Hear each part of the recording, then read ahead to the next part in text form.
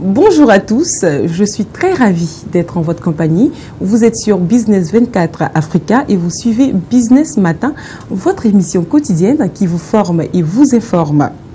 Bien évidemment, je ne suis pas seule, je ne viens pas les mains vides, je suis en compagnie de Monsieur Léon Quadio. Et dans ce numéro que je qualifie de spécial, nous allons vous apprendre le coaching. Qu'est-ce que le coaching? Comment être coaché? Et surtout, qui doit vous coacher? Pour répondre à toutes ces questions, notre invité que je qualifie de spécial. Vous êtes sur Business 24 Africa et vous suivez Business Matin. Bienvenue.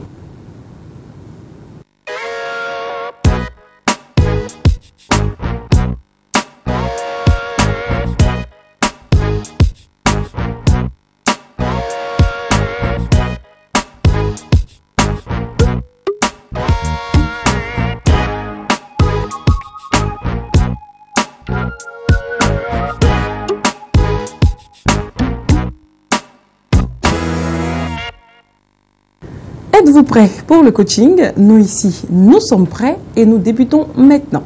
Bonjour Monsieur Léon Quadio. Bonjour Noélie. Bienvenue sur le plateau de Business Matin. Alors dites-nous, le coaching, qu'est-ce que c'est?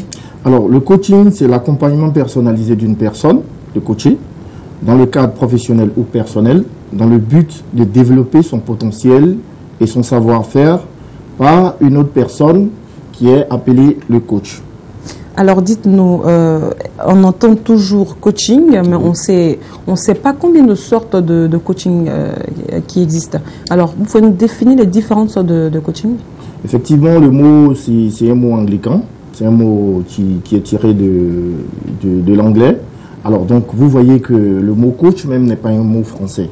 Donc, ce mot existait déjà dans les pays anglophones, mais c'est à partir des années 80 que les Français vont l'hériter, n'est-ce pas, de l'anglophone. Et vous allez voir que ce thème va prendre pratiquement tout le monde entier à partir des années 90 et par souci de mondialisation et autres développements rapides que nous avons connus ces dernières années comme l'Internet. Alors nous allons voir ces thèmes un peu partout et nous allons voir des coachs. Alors vous avez parlé de différentes sortes de coaching. Oui. Alors il y a le coaching professionnel. Alors, il y a le coaching personnel. Alors, le coaching professionnel, on va parler de coaching professionnel. Je vois Noélie qui est journaliste. Alors, donc, elle a besoin d'accroître son potentiel. Alors, donc, elle va faire appel à un coach. Accroître son potentiel dans quel domaine? Parce qu'il y a plusieurs domaines variés de votre métier, par exemple. Oui. Vous voulez devenir reporter de guerre, vous voulez devenir... vous voulez travailler sur un aspect spécifique, n'est-ce pas, de votre métier. Alors donc, vous allez faire appel à un spécialiste qui va venir. Et là, lorsqu'il va venir, il va faire un diagnostic. Comme un médecin, il va faire un diagnostic, il va vous observer attentivement. Alors, généralement, les problèmes que nous avons connaissent leur début depuis notre enfance. Alors donc, vous allez prendre un enfant qui... Déjà, à son bas âge, ses parents vont lui dire « tu ne vaux rien, tu n'es arrivé à rien » et tout ça. Et donc, dans un premier temps, quand il va arriver dans un environnement, il est poussé par ses drivers. Donc, il a ses croyances. On lui dit que je ne vais pas arriver à quelque chose. Et donc, déjà, il est crispé, il a des bugs. C'est qu'on va appeler des bugs. Alors, donc, le coach va venir pour agir dans le respect sur la personnalité qui est coachée. Donc, dans un premier temps, faire un diagnostic, voir ce qui ne va pas, et ensuite, n'est-ce pas, s'attaquer au problème réel, d'accord. Donc là, vous venez de nous faire comprendre qu'il existe deux sortes de coaching, pardon, le coaching personnel, oui, et puis le coaching professionnel. Effectivement. Mais à quel moment est-ce qu'on parle d'un coach de vie? Très bien.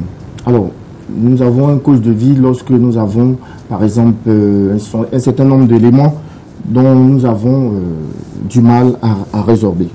Alors, quand vous prenez, par exemple, la pyramide de Maslow, il y a d'abord les besoins physiologiques. Dans les besoins physiologiques, nous avons la faim, la soif, la survie, la sexualité, le repos, et puis l'habitat. Prenez le deuxième niveau de la pyramide, vous avez le besoin de sécurité, de se sentir en sécurité, de faire confiance Ensuite, quand vous prenez tout au fond, c'est-à-dire dans le top 5 de la pyramide, on dit besoin de s'accomplir, développer ses connaissances et ses valeurs. Donc, nous recherchons un développement personnel qui est, lui, l'ensemble des processus psychologiques qui entraînent un jeu pour permettre de satisfaire le besoin d'accomplissement de l'être humain. Donc, nous voulons nous bonifier, nous voulons être bons. Et donc, il faut savoir maîtriser son soi. Vous voyez? Il faut savoir maîtriser son être intérieur. Alors, si vous voyez que un journaliste qui stresse beaucoup, ça lui sera très difficile de progresser dans sa carrière. Dans sa carrière, effectivement. Et donc, ce sont des éléments qu'il faut corriger avec le coach. Voilà. Mais alors, pourquoi est-ce que c'est maintenant que nous entendons parler du coaching? Parce que tout à l'heure, vous nous avez fait comprendre que c'est, on va dire, c'est une activité qui existe depuis fort longtemps. Mais pourquoi c'est maintenant que nous entendons parler? Effectivement, ce que je dis, le mot coach existe déjà, les anglophones le pratiquent très bien. Tout à l'heure, nous allons vous citer quelques célèbres coachs. Alors, le français n'a pas ce côté que les Américains, le style gagneur, n'est-ce pas? Le style du winner. Le winner, effectivement, que l'anglophone a. Donc, ce système est né d'abord chez les Anglais, et ensuite, ça va se propager avec, à partir des années 90, par deux Français déjà, et ensuite, ça va gagner un peu. Aujourd'hui, vous avez vous avez des écoles de coaching au niveau de la France, un peu partout, dans les pays francophones et tout ça. Donc, ça apparaît comme une science nouvelle, alors que, je veux dire, ça tire ses sources depuis longtemps chez les Anglais. Donc, vous allez voir un monsieur comme Eric Berne, qui est le père de l'analyse transactionnelle, n'est-ce pas, qui est un médecin, un psychologue, qui va inventer plusieurs sortes, n'est-ce pas, de comportements, n'est-ce pas, qui vont permettre à l'homme de se développer. Alors, donc, ensuite, vous allez prendre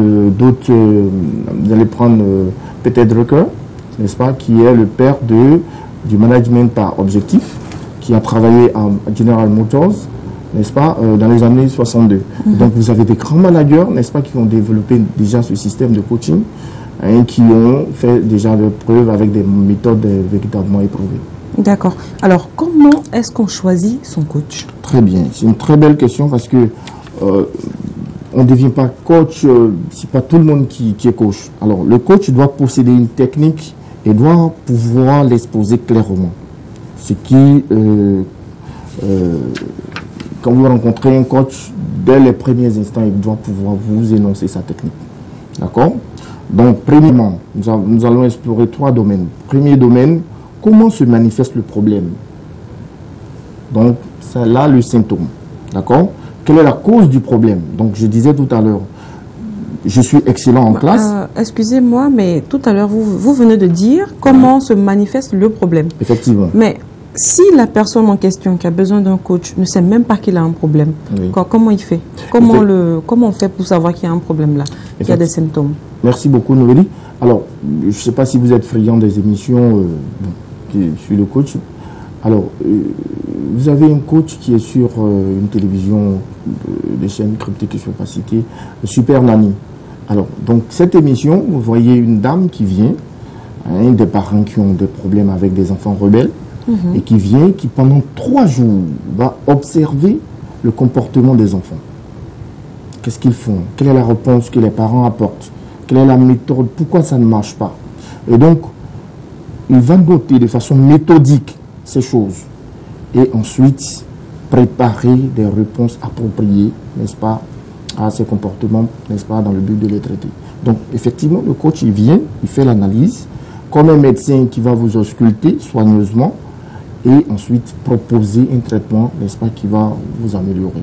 Alors, pour quelqu'un qui ne sait pas qu'il a peut-être un problème, oui. Est-ce qu'il y a des signes avant-coureurs déjà qu'on peut citer, oui, qui peuvent peut-être tirer déjà la sonnette d'alarme? Effectivement, ce que je dis, c'est que déjà, dès le bas âge, nous avons des problèmes. Parce que nos parents, ils nous inhibent, n'est-ce pas, de ce qu'on les Américains appellent les drivers. Les drivers, on va dire, il faut être gentil avec les gens, si ton pied a cogné le caillou le matin, ça veut dire que tu auras une mauvaise journée. Alors, donc, nous avons des croyances qui nous nuisent. Alors, dès le matin, quand ton pied a cogné un caillou, que tu te dis la journée sera mauvaise, mais forcément, elle sera mauvaise parce que ton cerveau l'a enregistré et ça va traduire tout ton état. Et donc, ça va dépeindre sur toi. Donc, effectivement, comme vous le soulignez, il y a des personnes qui ne savent pas qu'ils ont des problèmes et qu'elles ont des problèmes sinon. Mais la plupart du temps, l'entourage, en fait, peut s'en rendre compte et puis peut-être les aider. Effectivement. Voilà, Effectivement. Maintenant, quels sont ces différents signes qui vont faire que peut-être l'entourage va se rendre compte que telle personne a un problème, il a peut-être besoin d'un coach? Écoutez, Noélie, moi, j'étais en une consultance un jour, j'étais en train de donner le cours à les élèves et j'ai posé la question de savoir qu'est-ce que vous aimez sur moi? Quel est le signe avant-coureur qui vous plaît? Le signe qui me décrit tout de suite. Et il y a un élève qui a soulevé sa main qui m'a dit, monsieur, vous arrivez à convaincre très vite. Ça m'a fait tiquer. J'arrive à convaincre très vite. D'accord? Donc, soi-même, on ne peut pas détecter, comme vous l'avez dit. Donc, il faut généralement interroger l'entourage. Je me souviens à un entretien d'embauche, il y a un consultant, un célèbre recruteur qui m'a posé la question de savoir si je trouvais votre femme aujourd'hui, que je lui demandais quel est votre plus grand défaut, qu'est-ce que vous allez répondre? Alors, ce n'était pas une colle pour moi parce qu'elle me le disait tout le temps. D'accord? Donc, il faut savoir, il faut pouvoir faire ce diagnostic autour de soi, c'est-à-dire les personnes qui nous connaissent le plus, leur demander qu'est-ce que tu penses que je dois corriger, qu'est-ce que tu penses que j'ai de meilleur, que je dois améliorer, et ainsi de suite. D'accord. Donc, ce sont des éléments qui peuvent nous aider. Ok, donc on revient donc à la question, comment choisir son coach? Effectivement. Alors, donc, j'ai dit d'abord, le coach doit avoir une technique. D'accord? Donc, le premier domaine, il va venir savoir comment se manifeste le problème. Alors, donc, pour l'exemple que je voulais prendre, c'est quoi? Je suis excellent en classe, voire même le premier. Mais quand on parle d'examen, je perds tous mes moyens. Alors, donc, ça arrive très souvent de voir des enfants qui sont très, très brillants, très excellents. Mais lorsque l'examen arrive, c'est fini, c'est le bug. Le bug total. Voilà, le bug total. Alors, donc, ce qu'il faut chercher à savoir, c'est qu'il prend tellement l'examen au sérieux qu'il perd ses moyens. Il le met au-dessus, il s'est dit, à un moment donné, si je n'ai pas réussi, voilà ce qui va se passer et tout ça. Et donc, il va falloir, deuxièmement, dire qu'est-ce que je veux à la place du problème. Donc, se fixer un objectif. Et donc, lorsque mon objectif sera atteint, comment se passera les choses pour moi? Donc, une fois que ces choses sont analysées, là aussi, il faut de la méthode. Et donc, une fois que tout ce diagnostic est fini, alors le coach va mettre en place un système.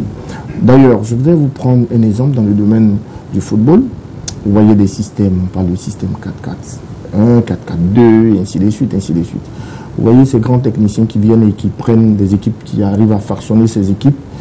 Ils font un diagnostic. D'abord, ils ont des cassettes qui visionnent, et ils voient chaque élément, chaque compartiment du jeu. Et il s'est dit, bon, à l'aide de telle méthode, je dois pouvoir régler tel problème. Donc, on ne peut pas choisir un coach comme ça. Il faut un technicien, un véritable technicien. Un vrai technicien. Oui. D'accord. Alors, quelle est donc la place du coach dans les entreprises ou bien dans la vie personnelle? Est-ce qu'il représente votre Dieu ou on va dire c'est un simple conseiller? Alors, il faut pouvoir faire la part des choses. Nous sommes dans un monde très compétitif. Donc, il faut le dire, les entreprises ont besoin de coach. Nous, de façon personnelle, nous avons besoin de coach. Moi, j'ai un coach. D'accord. D'accord.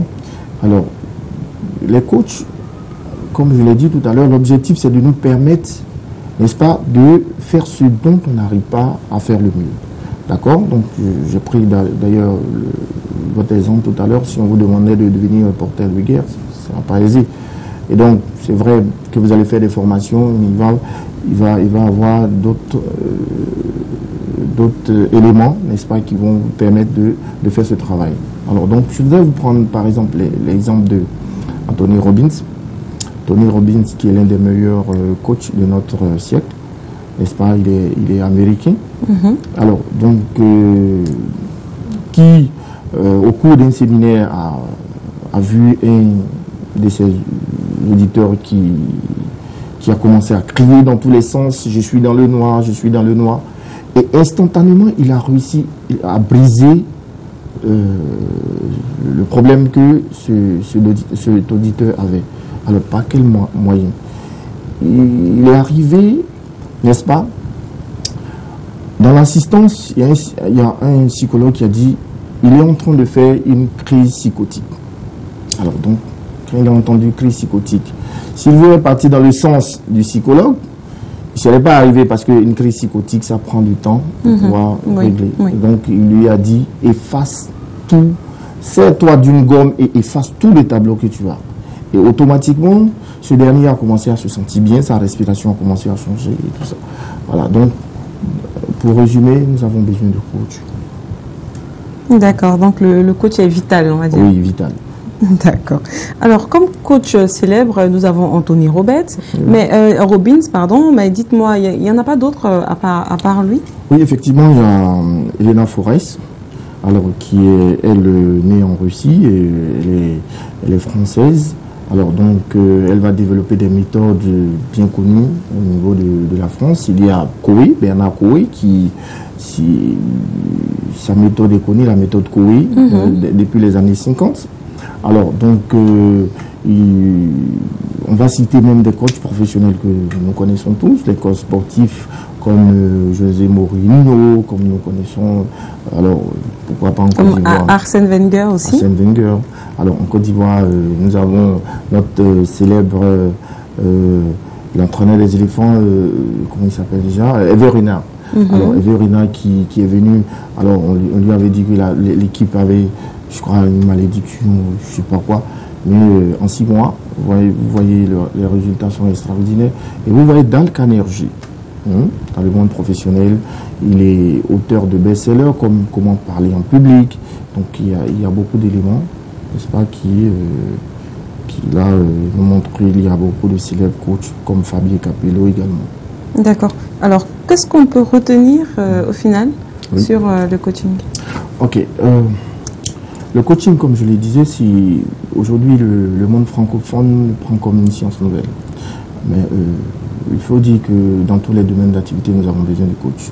Nous avons besoin de coach parce que nous avons une concurrence telle qu'au niveau personnel, nous avons une concurrence parce qu'aujourd'hui, quand vous présentez des CV, alors on cherche qu'est-ce qui fera la différence. D'accord? Quand vous avez le monde professionnel, la concurrence à l'échelle mondiale, on parle de mondialisation. Vous voyez même que sur le marché ivoirien, il y a des entreprises européennes qui viennent concurrencer, n'est-ce pas, des entreprises locales. Donc il faut des coachs, n'est-ce pas, qui vont vous permettre d'atteindre les objectifs que vous vous êtes fixés. Donc dans tous les domaines d'activité. D'accord. Merci beaucoup, Monsieur Léon Kouadio, de votre présence sur notre plateau. Mais avant de vous laisser partir, est-ce que vous avez une anecdote pour nous? Oui, effectivement, je vais prendre l'exemple de Tony Robbins, qui raconte dans son livre le célèbre manager Hyundai, n'est-ce pas, du nom du constructeur, alors qui, lorsqu'il partait à l'école, dormait dans son atelier, qui a mis vraiment du temps, n'est-ce pas, ça met dans la graisse à tout moment. Il voulait seulement fabriquer des pistons de voitures et pour les vendre à la célèbre entreprise Toyota. Alors, toutes ces tentatives étaient vouées à l'échec. D'accord? Donc, il va essayer pendant des mois, il a essuyé des moqueries, n'est-ce pas? Il va se faire coacher, n'est-ce pas? Et après ce coaching réussi, alors vous allez voir que ce monsieur, non seulement il a réussi à fabriquer des segments pour l'entreprise Toyota, mais mieux, il a mis en place une usine. Alors, cette usine va être bombardée pendant la guerre mondiale par 2 fois. Et ensuite, il va fermer boutique. Alors, à la faveur de la reprise, c'est-à-dire la fin de la guerre, il va inventer un moteur pour son vélo. Alors, donc, cette histoire va parcourir non seulement l'Asie, mais le monde entier. Et il va encore reconstruire une usine. Donc, le coaching, par extraordinaire, c'est une science qui, de nos jours, est vitalisante, comme vous l'avez dit tout à l'heure. Donc, je voudrais conseiller à tout le monde, n'est-ce pas, professionnel comme individu, n'est-ce pas, de s'attacher des services d'un coach. D'accord. Merci beaucoup, Monsieur Léon Quasio, d'être venu sur notre plateau et pour toutes ces informations que vous nous avez confiées aujourd'hui. Et j'espère qu'ils vont beaucoup servir en fait à tous nos téléspectateurs qui suivent très gentiment et très sagement Business Matin tous les jours. Nous continuons Business Matin avec Sylvestre Affery dans Infotique. À tout de suite.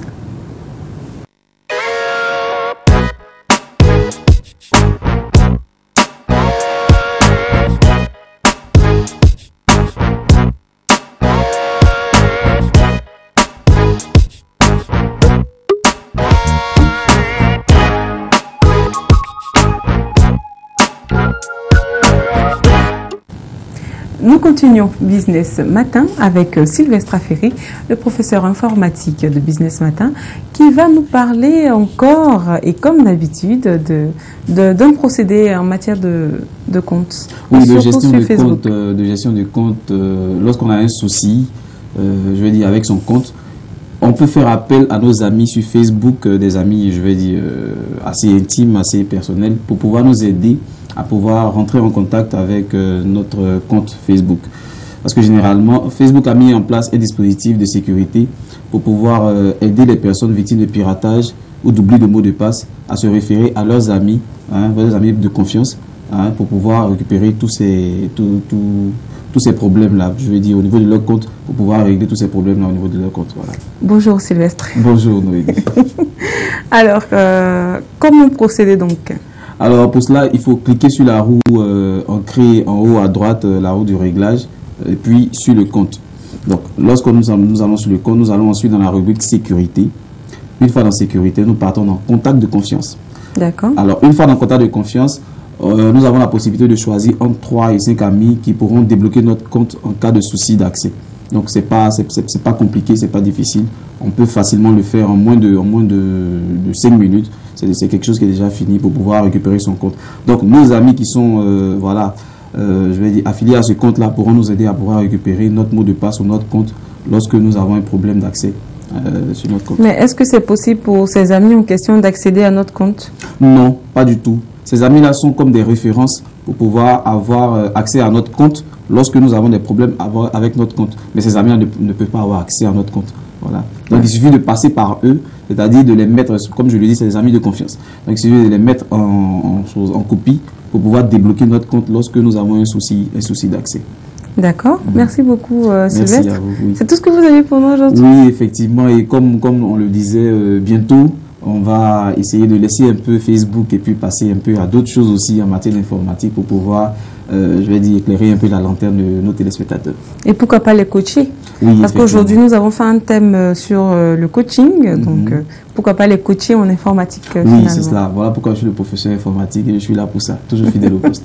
Merci beaucoup, Sylvestre. Merci à vous. Nous continuons avec Alex Mokhtar qui vient dans Panorama nous parler donc d'actions novatrices et innovantes en Afrique et dans le reste du monde. À tout de suite.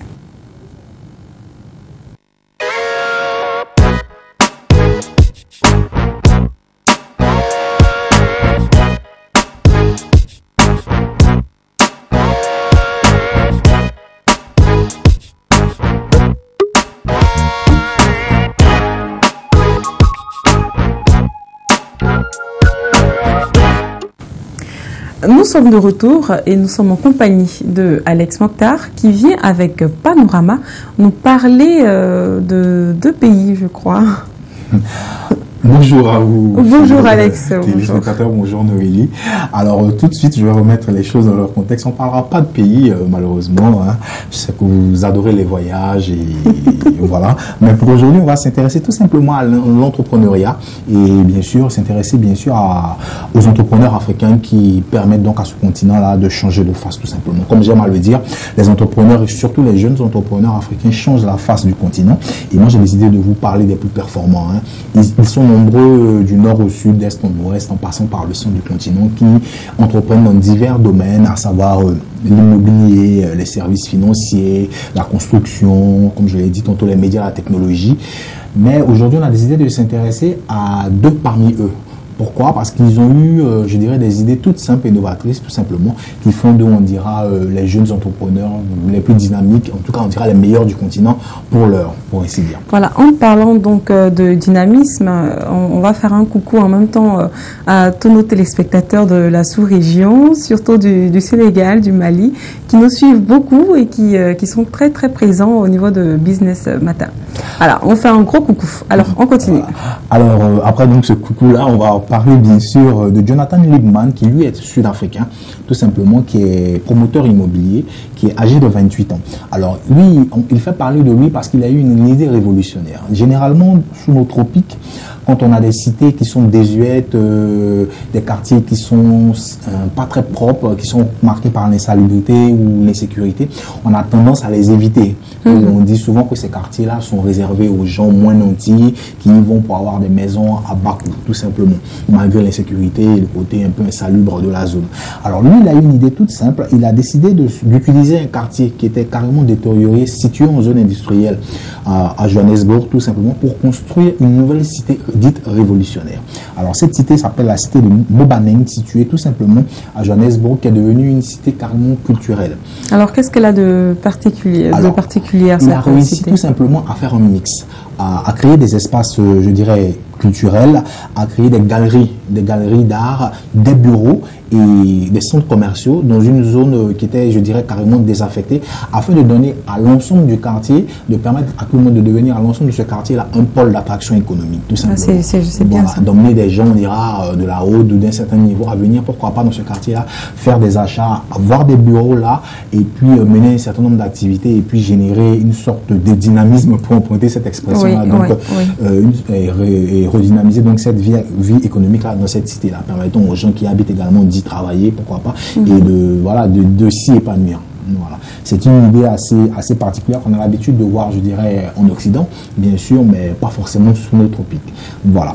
Et juste après lui, on parlera de Patrick Mboli, qui est lui tanzanien.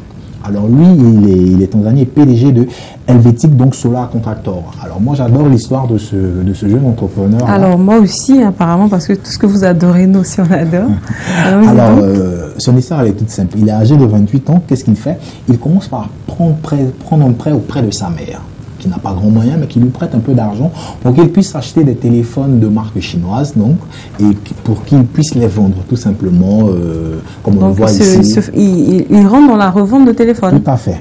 Alors, très vite, il se rend compte que dans son pays, qui est la Tanzanie, il y a un certain besoin en fourniture d'électricité. Car une partie de la population a de l'électricité, mais pas de façon stable. Il y a parfois des baisses de tension ou pas du tout de fourniture d'électricité. Alors, pour pallier à cela... Attendez. Là, on commence avec les téléphones portables et on finit avec l'électricité. Voilà, c'est là que ça devient intéressant, effectivement. Alors, quand il constate ce manque-là, plutôt que de persévérer dans ce secteur de vente de téléphonie mobile, il se dit, tiens, j'ai mon idée, je vais monter une société, tout simplement, qui va fournir de l'électricité, mais de l'électricité solaire. Produire des panneaux solaires et les vendre, bien sûr, parce que c'est beaucoup plus attractif et on dira moins cher que l'électricité habituelle. Et bien lui en a pris, donc il finit par monter cette entreprise-là qui devient aujourd'hui la première entreprise tanzanienne sur tout le nord de la Tanzanie à pouvoir fournir de l'électricité aux populations. Et récemment, son entreprise vient d'ailleurs d'avoir un chiffre d'affaires de 3 millions de dollars de revenus en ce qui concerne ses activités de l'année dernière. Ah, ça, c'est chic. Mais voilà. Il a permis tout simplement à la population, une partie de la population, d'avoir de l'électricité, ce qui, bien sûr, a son avantage. Donc, et derrière, il fait beaucoup d'argent, tout simplement, car son entreprise est de plus en plus prospère. Alors, donc, moi, je pense que c'est une belle success story à laquelle j'ai voulu m'intéresser, tout simplement, et que j'ai voulu faire découvrir. Oui, là, je suis d'accord, mais en même temps, vous m'avez vu, parce que là, j'imaginais déjà le lien entre le téléphone et puis l'électricité. Ah, vous nous avez eu un peu. Et je sais que vous aussi, vous avez eu, voilà, comme moi. Et malheureusement, donc, c'est sur cette note très joyeuse que nous allons nous laisser. Et donc, je vous dis à demain pour un autre numéro. Au revoir.